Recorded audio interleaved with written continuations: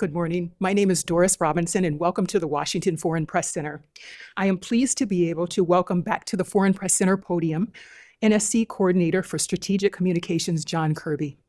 He will brief us on the upcoming Trilateral Leaders Summit of the United States, Japan, and the Republic of Korea, as well as news of the day. Today's briefing is on the record, and a transcript of the briefing will be posted later today at fpc.state.gov. And with that, I will turn it over to John. Hey, everybody. Good morning. All right. As said, I'm here to kind of give you a little preview of the Trilateral Summit up at Camp David this week. And that happens, of course, on Friday, where President Biden will host Prime Minister Kishida of Japan and President Yoon of the Republic of Korea for a historic Camp David Trilateral Summit. Now, this summit is the first visit to Camp David by any foreign leader during the Biden-Harris administration, and the first one since 2015. In keeping with the time-honored tradition of hosting significant meetings there at Camp David, this summit will mark a new era of trilateral cooperation for our three countries. At the outset of this administration, we sought to rebuild and reinvigorate our alliances and partnerships around the world, but especially within the Indo-Pacific region.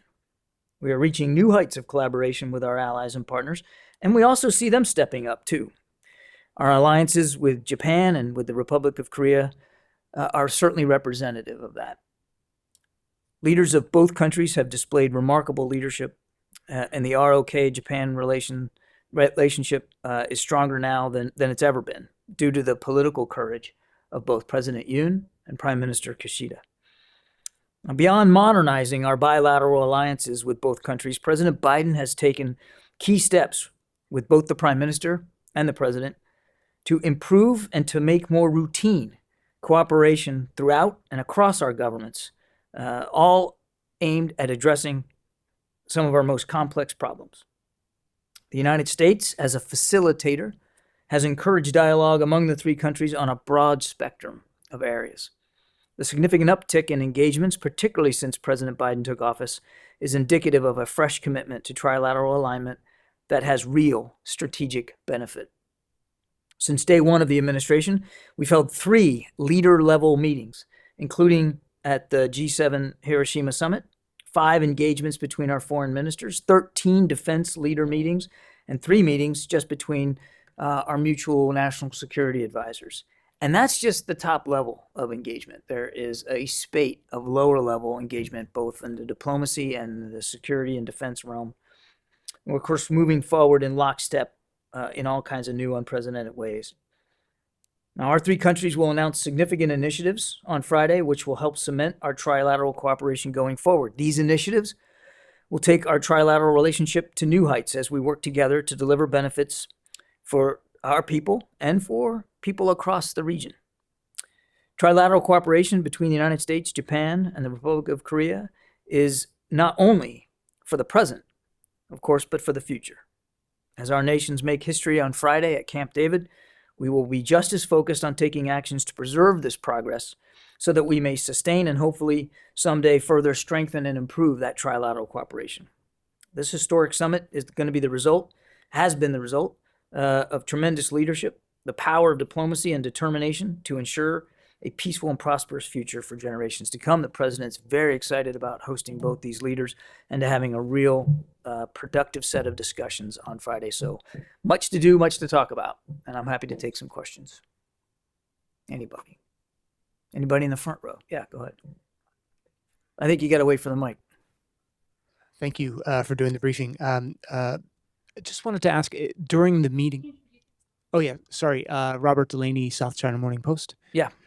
Can you tell us what will be discussed or will the subject come up about possible closer integration of Japan into the NATO alliance or also Japan and South Korea? And specifically, will there be any discussion of a possible Tokyo office for NATO or anything of this nature in terms of tying Japan or South Korea closer into NATO? Thank you. In terms of an office, I would certainly refer you to the Japanese government to speak to that. Those are sovereign decisions that only Prime Minister Kishida can speak to, wouldn't be for us to talk about. This is a meeting about our trilateral cooperation and not solely focused on the Indo-Pacific, but a lot of focus, as you'll see in the initiatives that we announce on Friday, very much focused on regional security and stability and economic opportunity. Again, it's not just solely on the Indo-Pacific, but I wouldn't expect that you're going to see any deliverables or any demonstrable discussion about some sort of NATO alignment. That of course would also, those kinds of discussions would also only have to take place in the context of the alliance, and that wouldn't be appropriate in this setting to have a lengthy discussion about that. Yes, sir. Hello, David Smith of The Guardian.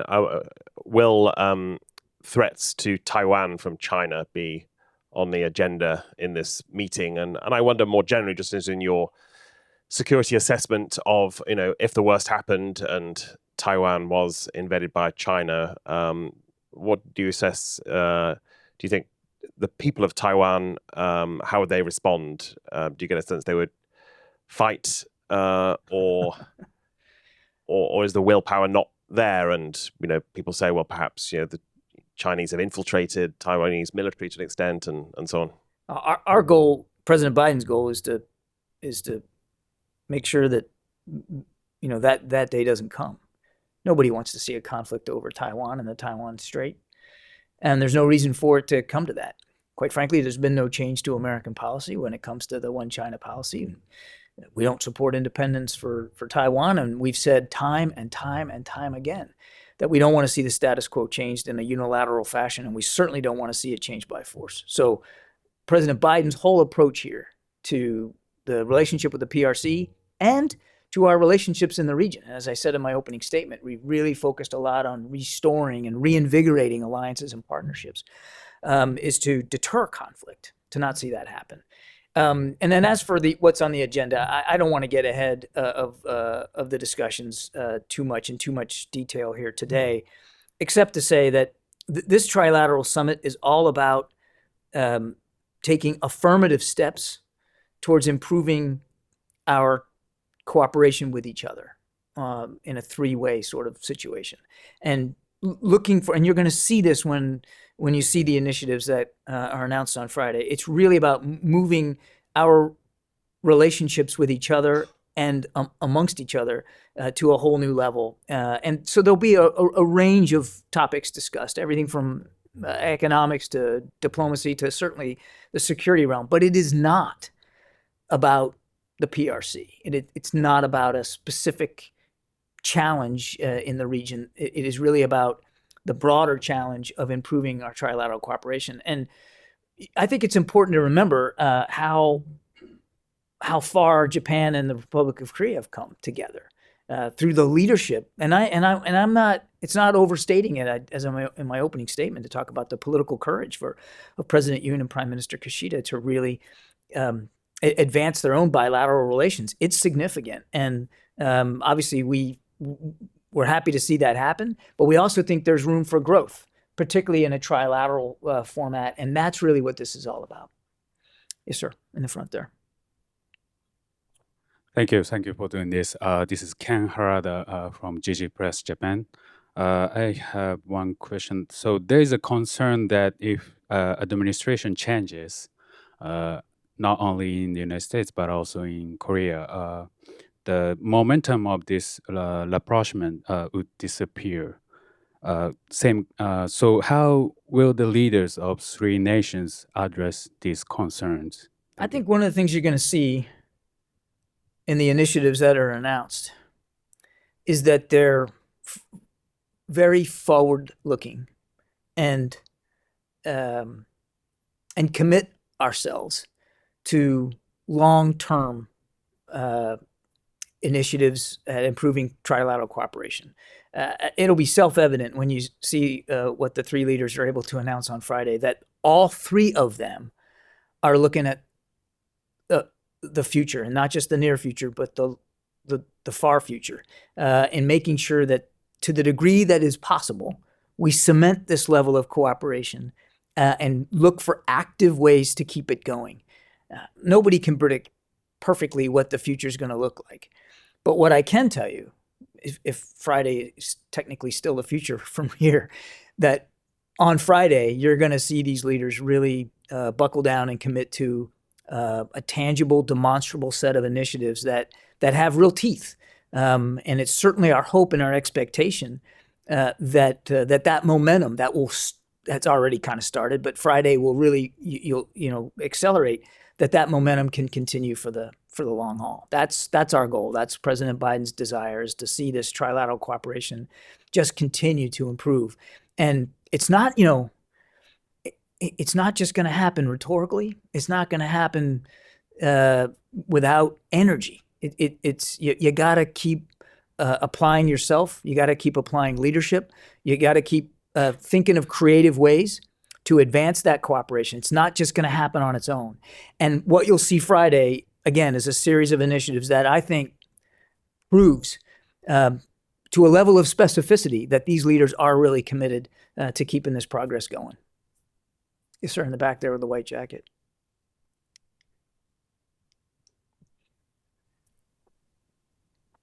Thank you, John. This is the Rudao Media Network. I have two questions of the Sorry, you're with who? Rudao Media Network. Okay. Yeah, I have two questions on Iran.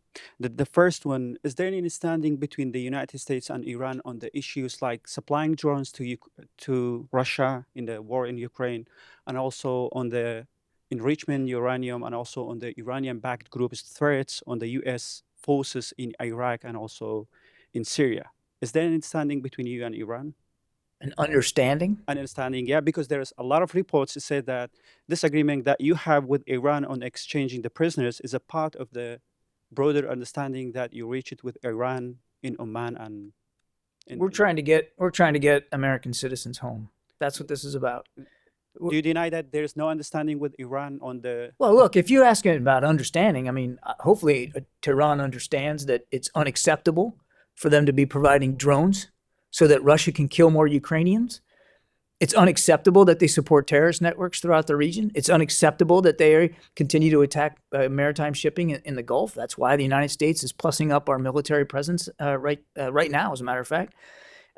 So I can't tell you what the regime in Tehran understands. I can only tell you what we have said and what we continue to emphasize with regard to Iran's destabilizing activities. Now, look, as I said last week, if Iran has taken steps to curtail or slow enrichment, I'm not in a position to verify that, but if that's happened, that's a good thing. Clearly, that's a good thing, and we would welcome it. But that doesn't mean that we're just wiping our hands of all the other destabilizing activity and the threats that Iran poses in the region and beyond. We are in active negotiations right now, as you and I are speaking, to get those Americans home. And I'm not going to say anything up here that's going to put those negotiations at jeopardy. But that's what we're talking to the Iranians about, getting these Americans home safe to their families where they belong. Is there any discussion with the Iranian beyond this exchanging prisoners? Our focus is on getting these Americans home. And one more question. Could you speak a little bit of the Iranian-sized oil of Texas? Today, a group of U.S. lawmakers sent a correspondent to President Biden and urged the administration to resolve the offloading delay of that Iranian oil in the Texas, and why this has happened for the months. And do you have any fear of the repercussion from Iran to that? Now, I'm not going to have much to say on that today. I'd refer you to the Justice Department. That's really for them to speak to. Yeah, go ahead. Thank you very much for taking my question, John. Dmitry Anopchenko, DC correspondent for Ukrainian television. Two short questions on Ukraine, if I may. Firstly, could you give an update on trainings for F-16? Everything is concerned in Ukraine. So when President Zelensky told that the training might start in August, he got his reasons. So could you get can we get an update on which stage are we now? Is it on Europeans who has not provided the training plan, or it's something else? And second, if I may, from a very reliable source, I heard that it's an idea discussed in the White House that Ukraine may become the NATO member just in the borders, which will be liberated at that exact moment. And after that, Ukraine will start to struggle for the rest of the territory diplomatically, but not militarily.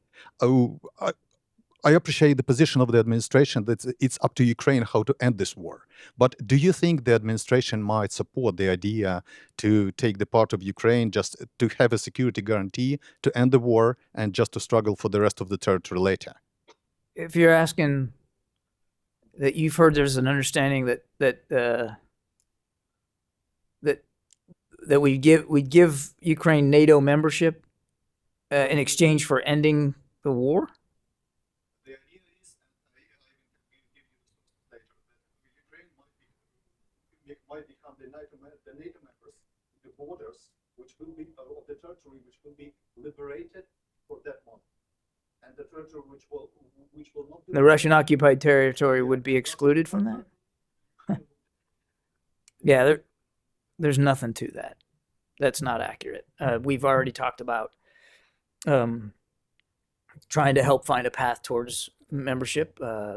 We've said publicly that NATO is going to be in Ukraine's future, and we at the Vilnius summit, the alliance stood behind that idea and got behind a notion wherein a pathway can be developed for that eventual membership. But the focus right now has got to be on helping Ukraine beat back Russian aggression and continue to claw back at territory that rightfully belongs to them. And they are. They are making progress every day. Even they've said it's not going as far as fast as they would like, but they are making progress, and we're going to continue to support them. You just saw, another announcement of security assistance from the United States just this week. So that's what our focus is on. Your second question, or your first question on F-16s, I don't have an update for you on F-16 training. Obviously, coming out of Vilnius and the G7, the president made a strong commitment that we do support F-16, eventual F-16 delivery to Ukraine. And you got to start with training. And we have been working with our European allies in particular to see if we can get that training going as soon as possible. But that's still a focus. I don't have an update for you on when it's going to start or where, but we are actively working with our European allies and friends to see if we can get that training started as soon as we can. And hang on a second. You're from Ukraine. Do you still have family there? You still have family in the country, and how are they? I pray every day. Yeah, where do they live? Odessa's not all that safe right now. So, but you check in on them, and all right, give them our best. Yes, sir. Thank you, John. Marcin Wrona, TVN Poland. A series of events are coming out of Belarus. In recent days, 2 Belarusian helicopters entered Poland's territory and were over NATO territory, in fact, for 10 minutes. Lithuania has just announced that it's closing 2 of the border crossings with Belarus because of the threat from 4,000 Wagner mercenaries in Belarus. Latvia is seeing a sudden increase in what could be called hybrid warfare, basically about 100 illegal border crossings a day between Belarus and Latvia. And it reminds us of what happened 2 years ago when Lukashenko was using immigrants as a weapon, building up tensions between Belarus and Poland. So what's your assessment of the Belarusian activities, the threat coming from Belarus, and a question that you've been asked many, many times? Is this high time to send more troops, strengthen NATO eastern flanks, and more troops to Poland, for example? We are watching what's going on in Belarus very, very closely. Certainly taking note of some of the provocative actions there, and certainly the bellicose, pugilistic rhetoric that continues to come out of the government there in Belarus. All I can tell you is we're in constant contact with our NATO allies, particularly on the eastern flank. We understand the concern. We share the concern. And the only other thing I'd say is that nothing has changed at all about our commitment to defend our NATO allies and defend every inch of NATO territory should it come to that. So we're watching this very closely, and we're certainly in close contact with our Polish allies, who we know this is not some rhetorical exercise for them. It's real for them. They live with that every single day, and we respect that. We understand that. But make no mistake that we're serious about our Article 5 commitment. And that's a segue to the other question you had, which is about additional force. So I don't have certainly any troop announcements to make today or anything like that. As you've seen, President Biden has already increased by some 20,000 the American troop presence in NATO, particularly on the eastern flank. And he has put in place processes where we can keep that presence there for the long haul. Rotational, but that they'll be able to stay. So we're up around 100,000 troops in the European theater right now, which is the most in many, many years since the Cold War. So president's committed to that. And look, again, no decisions to make today, but we're in constant communication with our allies. And if there needs to be an adjustment to that, certainly that's a discussion that we're willing to have. But right now, I don't see that there's no indications that that's required. The Wagner threat from Belarus. Again, we're watching this closely. It's not really clear exactly where all the Wagner guys are. We know some of them went to Belarus. We know some of them went to Africa. We believe that there's probably some contingents that are either still in Ukraine or close by, but we're not exactly clear what the numbers are, and it's not clear to us what legitimate territorial threat they pose, at least in Europe. They continue to pose a significant concern on the African continent by the way they continue to destabilize governments there, support terrorists, and that kind of thing. But we're watching this as closely as we can. Again, all I can tell you is we take it seriously. We listen to what's coming out of Minsk. We're certainly mindful of the movement. We certainly are mindful of these recent events. But we're not. We haven't moved anything as a result. And if we need to do that, certainly we could. We take it seriously. Yeah. Let me go to over here. Yes, ma'am. You in the glasses. Yeah. I'll keep working back. Don't worry. We got time. This young lady here with the blue. Yeah, thank you. Okay.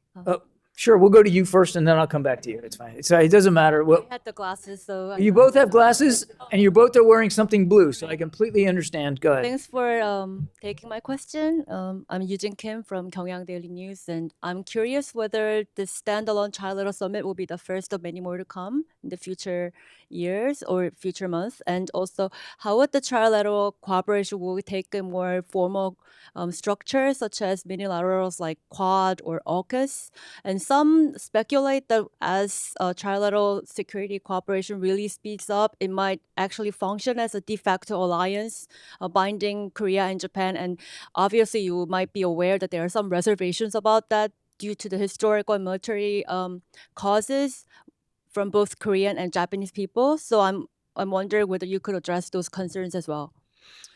So I think it's important to remember that we actually do have binding bilateral alliances with both the Republic of Korea and with Japan. In fact, 5 of our 7 treaty alliances for the United States are in the Indo-Pacific region. So there's already an alliance structure bilaterally with Korea and with Japan. This is not about forging some formal trilateral alliance. That's not what this summit's about. The summit is about looking for ways to improve our trilateral cooperation across a range of issues.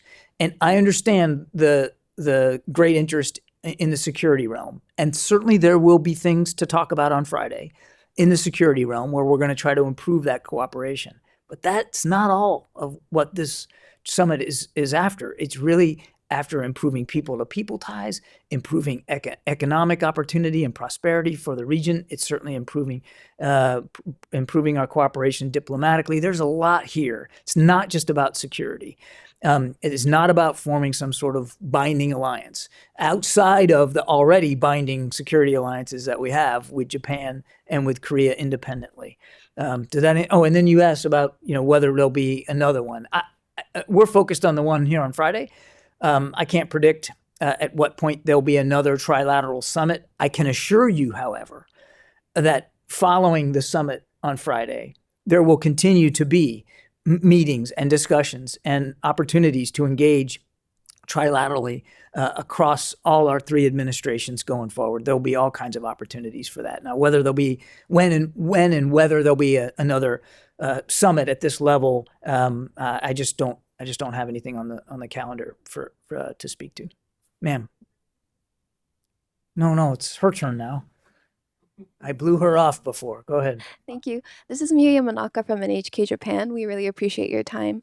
I was wondering if you could speak more to the significance of the timing and also the location, the historic location that the Trilateral Summit is taking place in. There was a point on momentum, but I was wondering if you could expand on any of the factors that came into the decision behind the decision to have the summit now and also to have it at Camp David. So let's take the first part now. This really does built on months and months, actually, since the first day of the administration. I mean, the first two foreign leaders that visited the White House were the leaders of Japan and South Korea, way back in the first couple of months or so of the administration.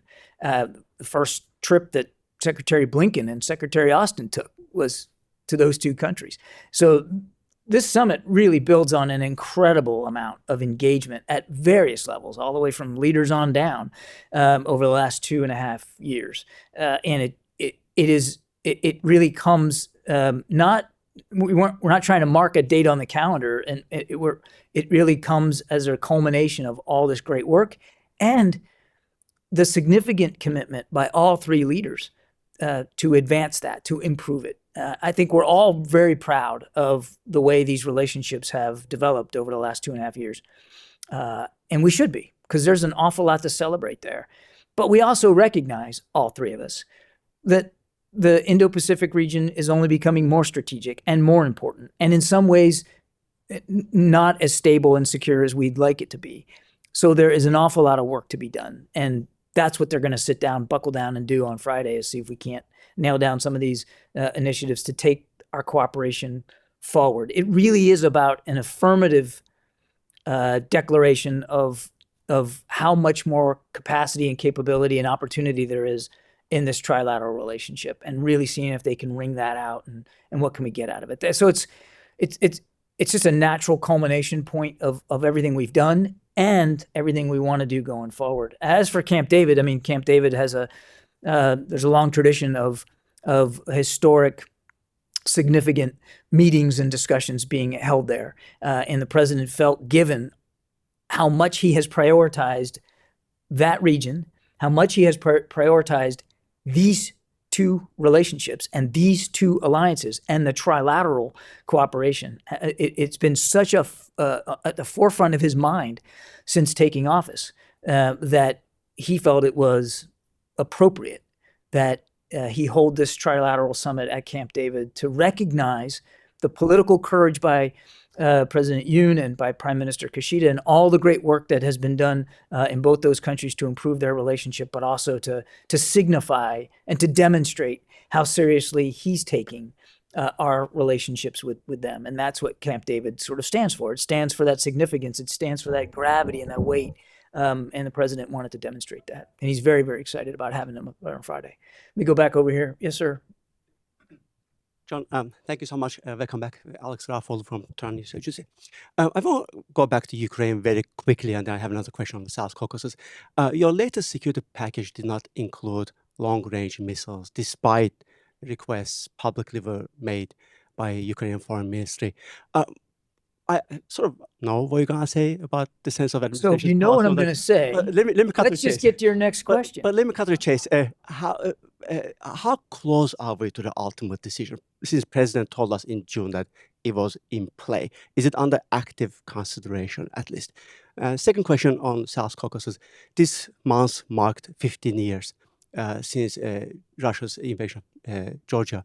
I'm just wondering if, given everything you have done on Ukraine, by starting from beginning of, depriving Russia from pushing its propaganda and, helping Ukraine, does it change your approach to Georgia problem? Is there anything you can do now, again, given current circumstances, to help Georgia to restore its territorial integrity? And finally, on Azerbaijan Armenia, I know that the State Department has been generous in terms of explaining the administration's policy on that. But on your end, NSC has been involved separately. Is there anything on your end being discussed? That was Azerbaijan, you asked? And Armenia. Thank you. Okay. Well, there's an awful lot there. I don't have any updates on ATACMS for you. The president said they're in play. They're in play. I'm not going to get into internal discussions one way or another about the security assistance that we are providing Ukraine. We certainly tell you guys all every time we announce something new, like we did this week. We'll do that. No decisions that are pending on ATACMS at this point.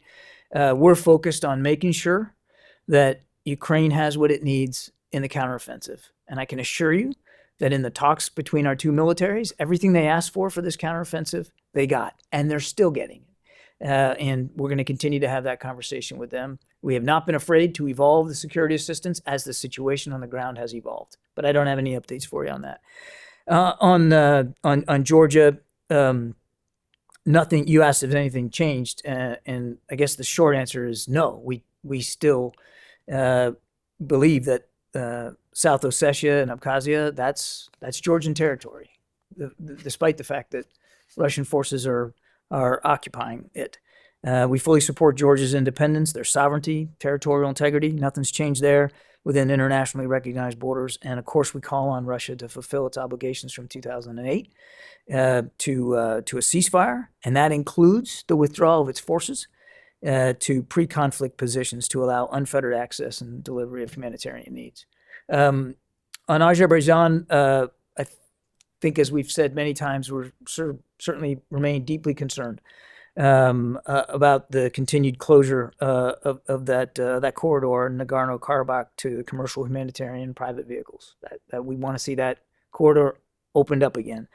We continue to urge the government of Azerbaijan to restore free transit of commercial, humanitarian, and private vehicles through the corridor expeditiously. And as you said in your question, we have maintained a level of dialogue and diplomacy at various levels, and that continues all the way from the National Security Council and Mr. Sullivan and Mr. Feiner to over at the State Department. I mean, we are engaged on a routine basis to see if we can achieve a better outcome diplomatically.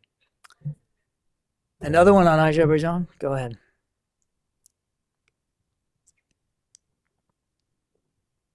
Thank you, İclal Turan from Anadolu Agency. According to some recent reports, India is involved in supplying arms to Armenia, including Pinaka rocket systems. Azerbaijani media recently released a video showing a military cargo crossing a border checkpoint in Iran to Armenia. I was wondering, what is your assessment of these reports? How do you see these reports of India supplying arms to Armenia through Iran at a time when Armenia and Azerbaijan are negotiating a peace treaty? I haven't seen those reports, so I'll take your question and we'll see if we can get you a better answer. I haven't seen that. All I can say is that we're going to continue to stay engaged diplomatically to encourage a peaceful resolution here and an easing of tensions, and certainly to get the corridor open again in Nagorno-Karabakh so that humanitarian assistance and supplies can get to the people that need it most. But you're just going to have to let me take your question because I haven't seen that report and I don't want to speculate. Yeah, let's see. Back in the right next to the young lady that just asked that question, white shirt there. Thank you so much. Jehu Park from Radio Free Asia. I will ask one general question and one specific question. In terms of North Korea. If I get to pick which one I get to answer? Yeah. I take the general one. Okay. Those are easier. So what would be the specific topic or initiative the three leaders talk about in terms of North Korea in upcoming summit? And also my second question is, in terms of North Korea, they released a statement yesterday about Travis King.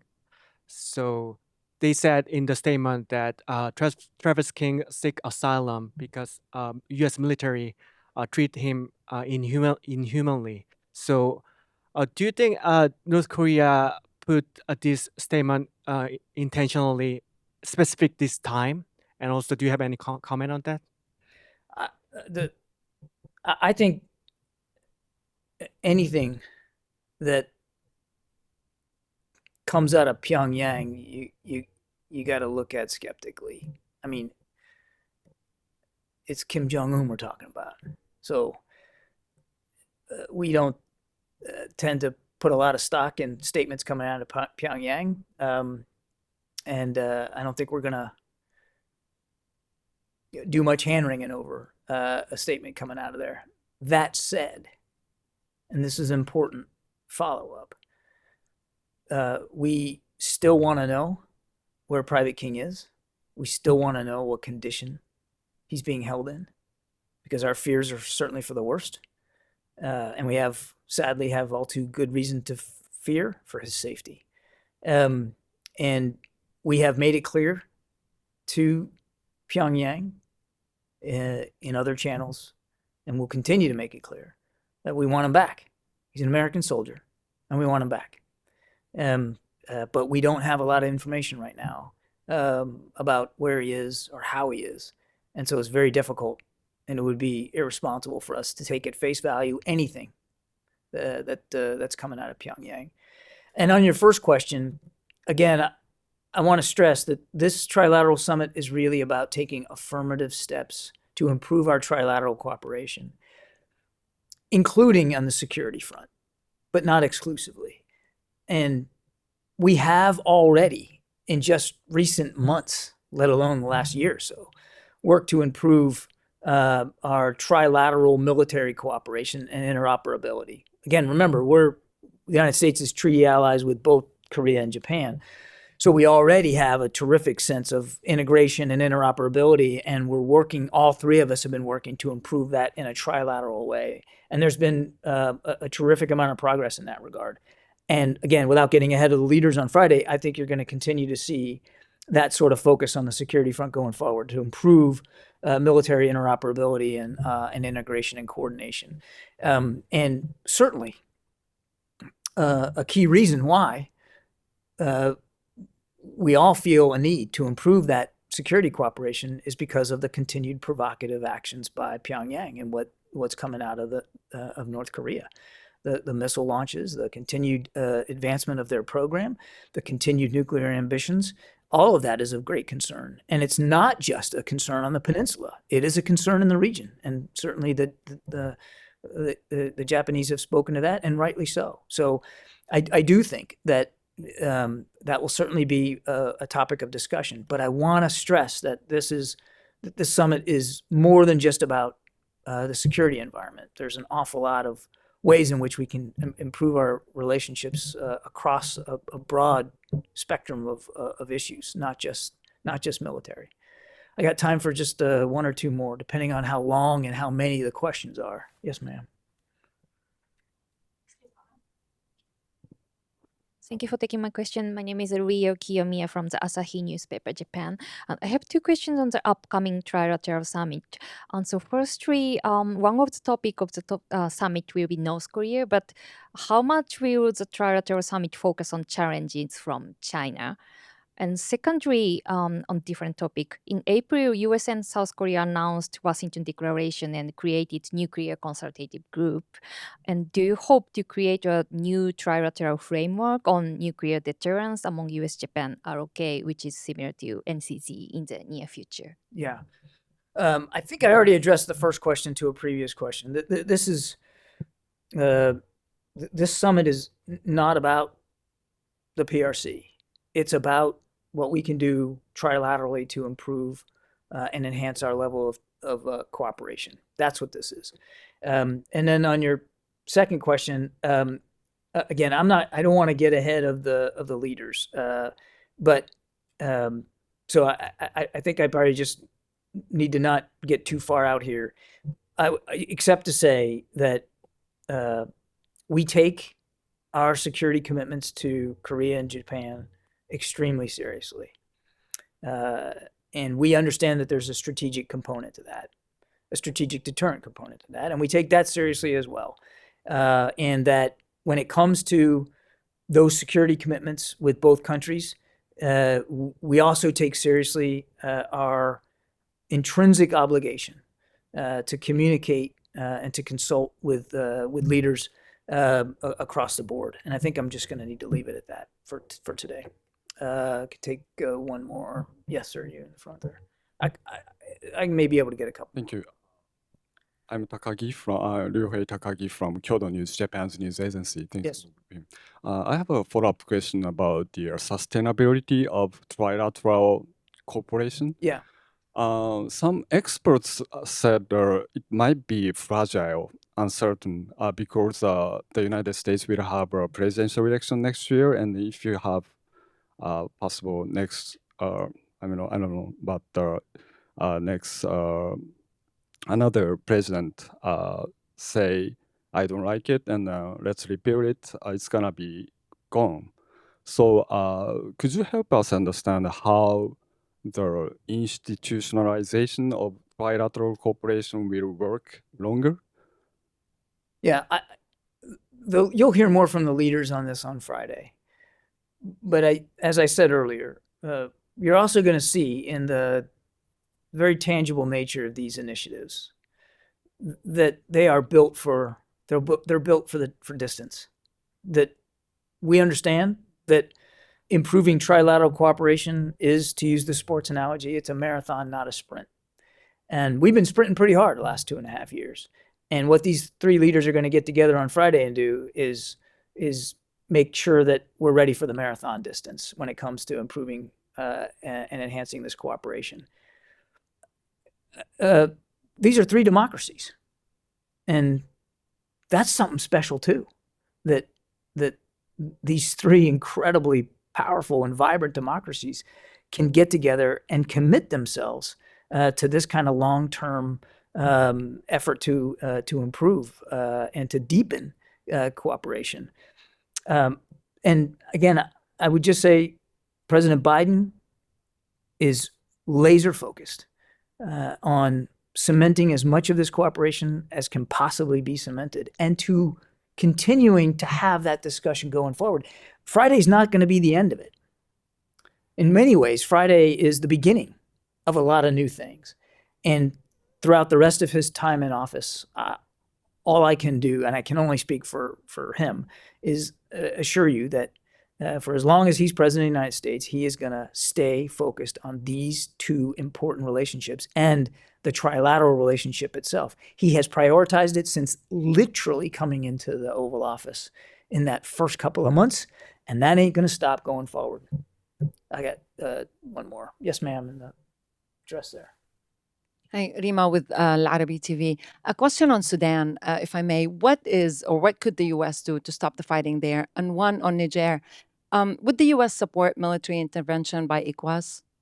I'm sorry, can you say Would the U.S. slow that one down a little bit? Just slow it down. On Niger, would the U.S. support military intervention by the ECOWAS? Okay. Should there is one? And on Sudan, what is the U.S. doing to stop the fighting there? We're still engaged diplomatically to try to get the violence stopped in Sudan. Even though we removed our ambassador, we're still very much focused on staying engaged diplomatically outside the country, and we're doing that. And it's way past time for these two military factions to put down their arms, to allow humanitarian assistance in. And to do what the people of Sudan want to see done, which is accountable civil authority. That's what they expect, and that's what they deserve. And we're going to continue to engage both sides diplomatically. You've seen us hold both sides properly accountable for some of this violence, and I suspect you'll continue to see that going forward. On Niger, we also want to see President Bazoum's administration sustained. He's the rightfully democratically elected leader of Niger. And we want to see him and his family released. We want to see his administration sustained and preserved, as was the will of the Nigerian people. And that's important. And I'm not going to speculate about intervention one way or another from ECOWAS or anybody else. We still believe that there's time and space for diplomacy to get us to a resolution here, which respects the will of the Nigerian people. And that's where our focus is on, is is exploring how much opportunity there might still be left in that diplomatic space. Okay. Listen, guys, I got to go. Thanks. Sorry. Good to see you again. All right. I will.